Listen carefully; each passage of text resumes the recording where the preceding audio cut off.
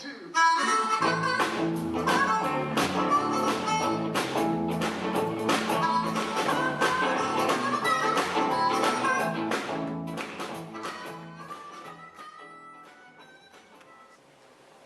Kind of like a thief has slipped in the night and taken something from us. We feel lost. I don't know how many in this room have ever really been lost before. I'm going to tell you a quick story about being lost that Bill Foster loved me to tell. He asked me to tell it a number of times. Some of my closest friends have heard it, and if you go outside here and say this happened, I'm going to deny it. But about 40 years ago, when I first got out of the Marine Corps, I went back to college working as a trooper on the State Highway Patrol. And you go through about 26 weeks of trooper school, and then you have 90 days of training where you ride with senior troopers and your sergeant, and finally that day comes when you get what they call cut loose. You get to go out and patrol by yourself in a patrol car. Stop anybody you want to. And, when you're about 24 years old, you think you know a lot that needs to be done. And I remember that day I started out the back door, and my good sergeant was sitting there at the table, and he says, "Come here a minute, Tiger, where are you going?" I said, "I'm going to help bring law and order to the land, Sergeant." He said, "Sit down a minute. Let me give you a little bit of counsel. Instead of trying to fill up your ticket book today," he says, "why don't you just ride your territory? Learn the bad roads and curves and hills and dead ends, because sooner or later you might get in a chase, and it'd be nice to know all that." Well, I thought that was good advice, and I did that for hours. I'd come to a road and just turn right. I wandered and back in the secondary system, and country, and just enjoying it. And I came to this hill with a little valley, two great big oak trees, a leaf side, shade. I said, "This would be a great place to check driver's license." So I set up shop, put my sombrero on. In about a minute, my first customer rolled up. Elderly lady, rolled the window down about that far. Looked over at my patrol car, looked at me, and said, "What's wrong?" I said, "Nothing." She said, "The prisoner's out." "No, ma'am, I just need to see your driver's license." "There's nothing wrong." "No, ma'am." So she gave me her license. And I had that happen time and time again. Finally, this guy pulls up, and I asked to see his driver's license. He says, "I got to show you my driver's license." I said, "Yes, sir." He said, "Since when?" I said, "Well, since we've had traffic laws, sir." He says, "I don't think I got to show you my driver's license." I said, "Oh, yes, you do." He said, "I don't think I do." I said, "Well, I'll tell you what, I'll take you out of your car, put you in my car, and we'll go talk to the sheriff." He said, "Trooper, I ain't trying to start a fight. I just didn't know y'all could work over here in South Carolina."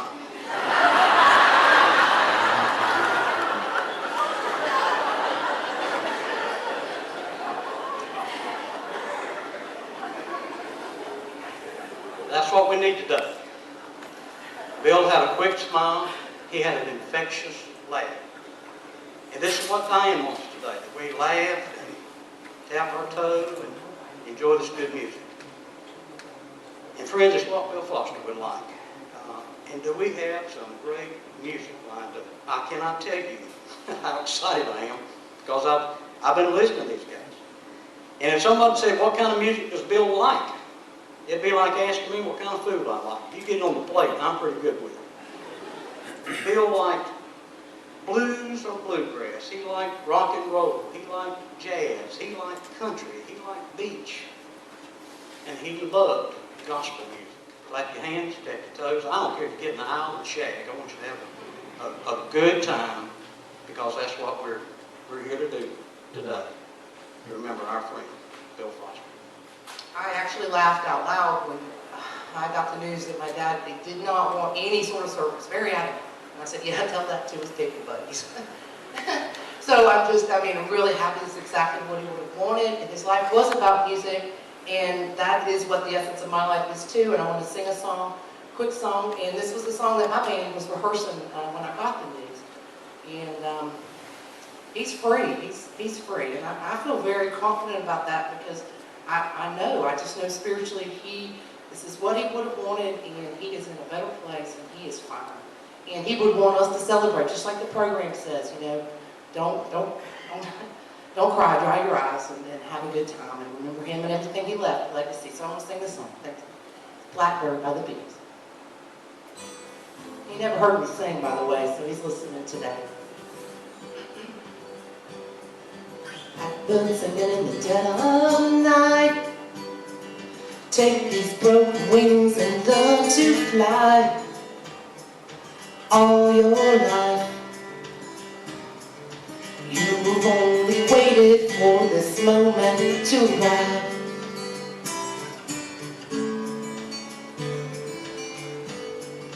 Blackbird singing in the dead of night. Take these sunken eyes and learn to see. All your life you have only waited for this moment to be free. Blackbird fly, blackbird fly, into the night of the dark black sky.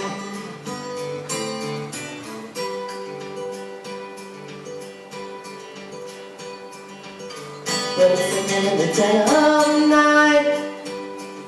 Take these broken wings and learn to fly. All your life you have only waited for this moment to ride. Blackbird fly, blackbird fly, into the light of the dark black night.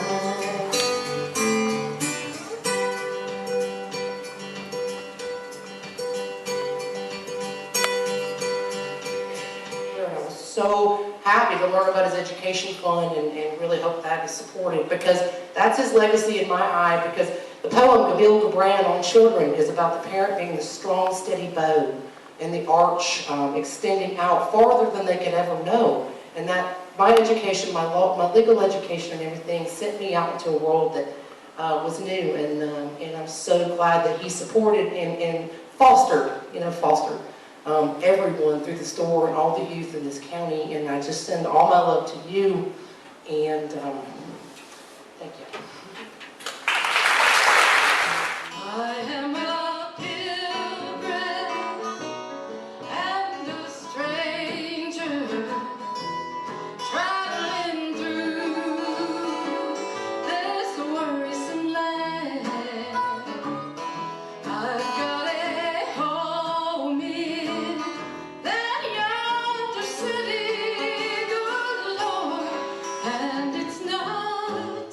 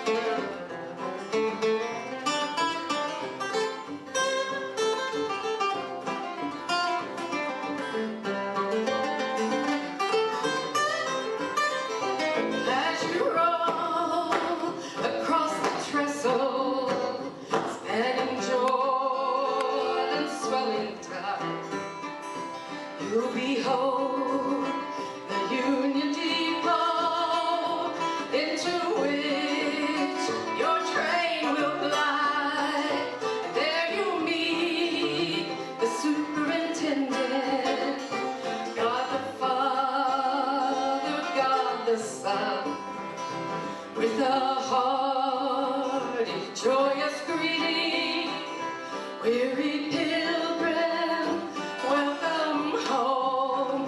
Oh, blessed Savior, thou wilt guide us till we reach that blissful shore, where the angels wait to join us in God's grace forevermore. Where the angels wait to join us in God's grace forevermore. I was standing by my window on a cold and cloudy day when I saw that hearse come rolling for to carry my mother away. Will the circle be unbroken by and by, Lord, by and by? There's a better home awaiting in the sky, Lord, in the sky.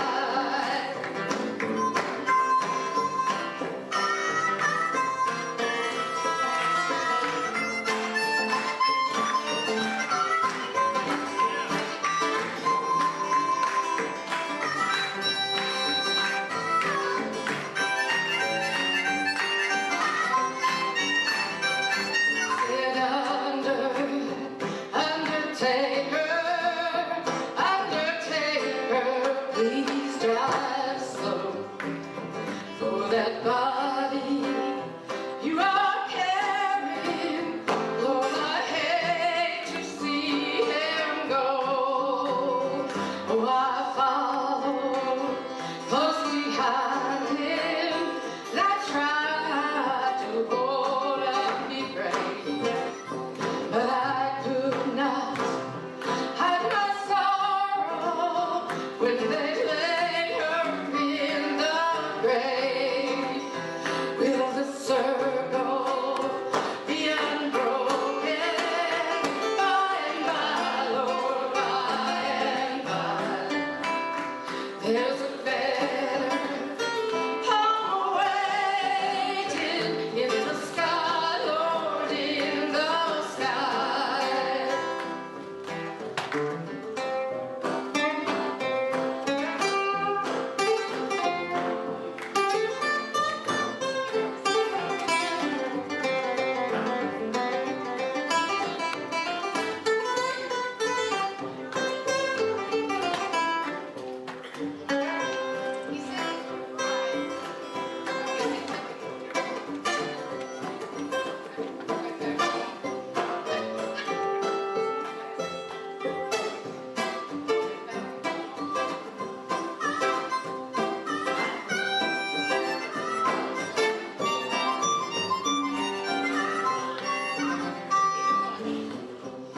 Back home, home was lonesome.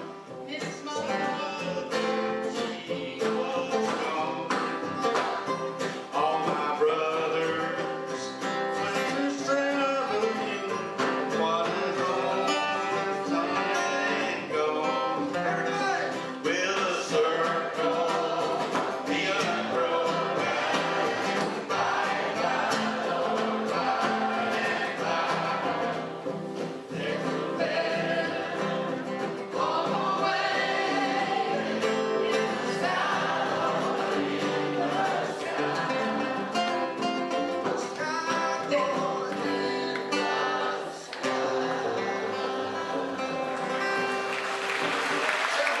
Reflecting on my head, I'm not sure how you're going to be able to take this. Today I was looking on YouTube and I was trying to find some notes, and most of you know Bill real well, and probably 90% of what we know we can't say. So just know that coming in. But honestly, I saw this group on, I think they were at Union Road, maybe singing, and there was one of the hits that came up had to do with Ziggy. I think he wore a pair of blue jeans in a week, and they all had to burn or something. And Bill to the rescue. But anyway, you guys were special friends. And somehow, I watched Bill all the time. He'd constantly do this and this and this. I never did figure out where he was clapping hands or keeping time. I think he was keeping time. Bill was a special friend.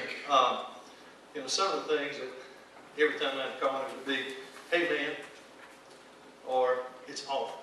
It's just plain awful. It's weird, I tell you. It's just weird. "What's up, man?" "Well, yeah."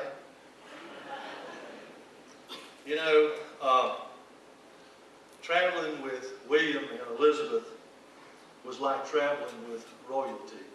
When Christine and I took trips with them, when you got to the airport, there was somebody there who had a sign that said, "Foster." You were taken to a limousine that was well stocked with everything you could imagine. Hotels attendants would say, "Welcome, Mr. Foster. Good to have you back again." Rooms were nothing but the best. Well, the meals were fit for a king, and the best thing of all, they were free. Most recently, we were on a trip to New Orleans, and somehow, Chief Cook, you and the sheriff are out there, somehow, Bill had arranged, we were going to the Superdome to see the Redskins and the Saints play. Somehow, Bill pulled off a blue light escort. And I'm talking, we go through a sea of people. Thousands of people to go to one of the largest indoor arenas in the world.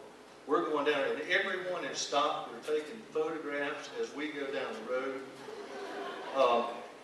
And they knew there had to be somebody that was in the vehicle that was a VIP, somebody famous on board. And it was Foster. We were then escorted into an executive suite where we watched RG3 destroy the Saints there. I know at one point when we were in the suite, Bill had his sunglasses on, and Christine looked at me and she said, "Bill kind of looks like Onassis, doesn't he?" We got a photograph of it. It's coming. Then we returned home to the same royal treatment. But I must say, on the way, as we started our trip, went by the house to pick them up, just like usual. And when I arrived to the house, we were a little bit late. And Bill was out walking in the yard, pacing back and forth, telling me he's going to be here. Anyway, long story short, Diane had a carry-on bag, and Christine had a carry-on bag, and I had a carry-on bag. Bill had the biggest suitcase I think I've ever seen. It was half as tall as him. Filled up the back of my Lincoln Town Car, and we stacked the rest of us on top. Now keep in mind, this is for a 3-night stay. And the only thing Christine and I could figure was he had 3 pairs of shorts to hang up, 2 pairs of shoes, and some headache tablets. But Bill was a fun guy to be with. He wanted his friends to enjoy and have fun. I know Ken mentioned the community singing, where we had the gospel and we had the fish fry and had everybody. Only Bill Foster could think of ways like that to bring people together.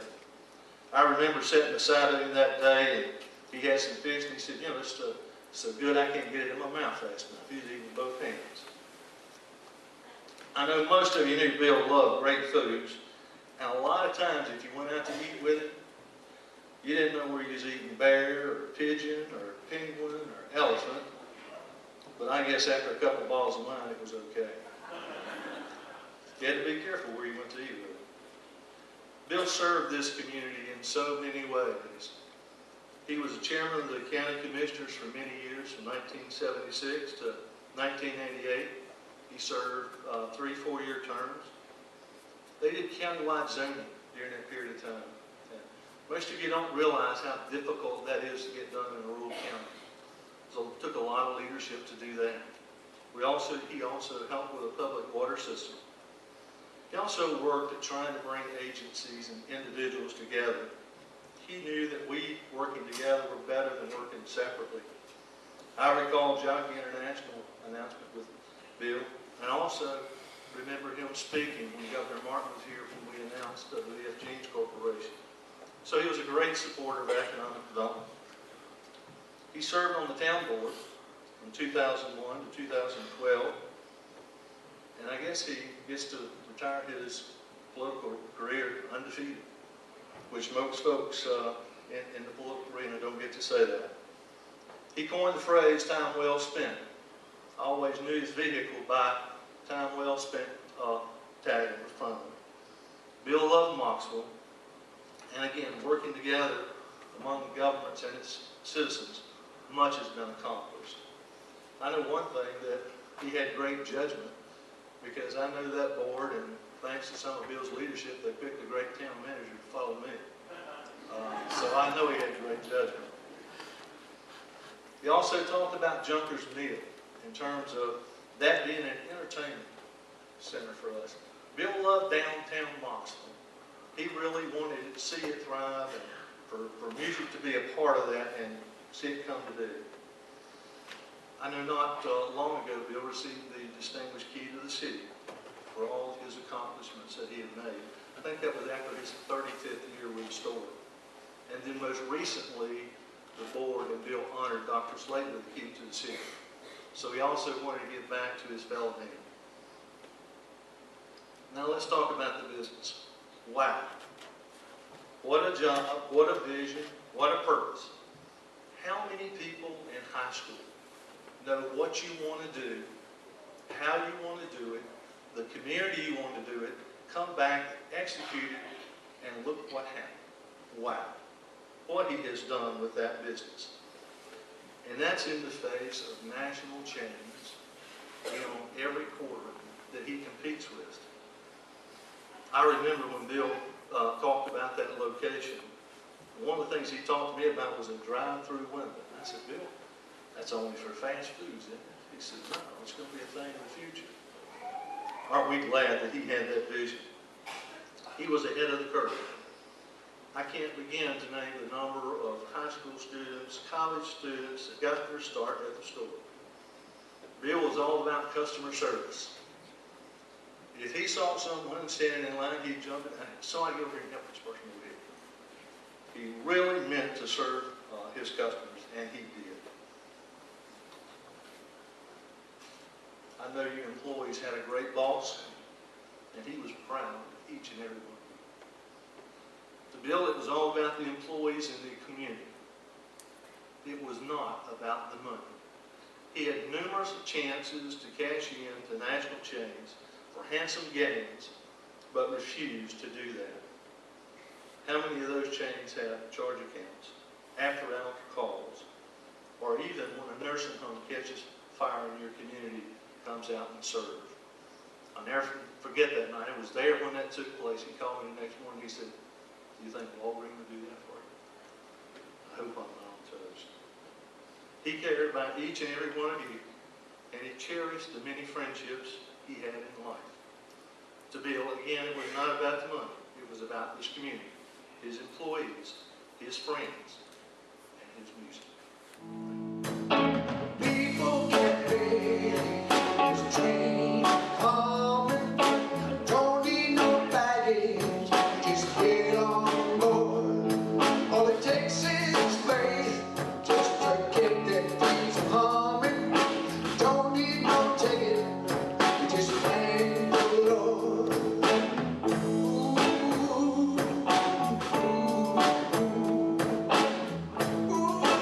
ooh, ooh.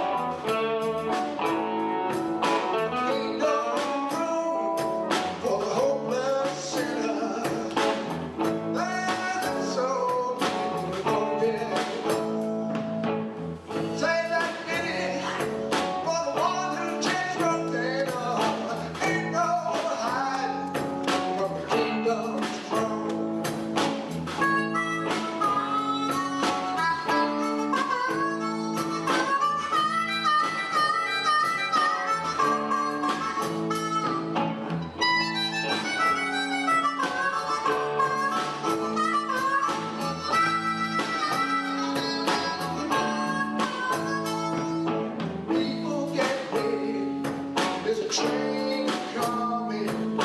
Don't need no baggage, just get on board.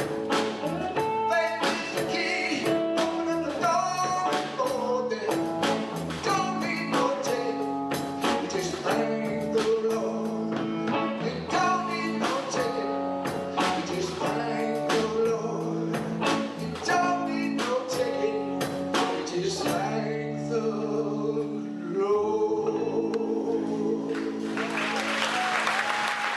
The sky is quiet. Can you see the tears roll down the street?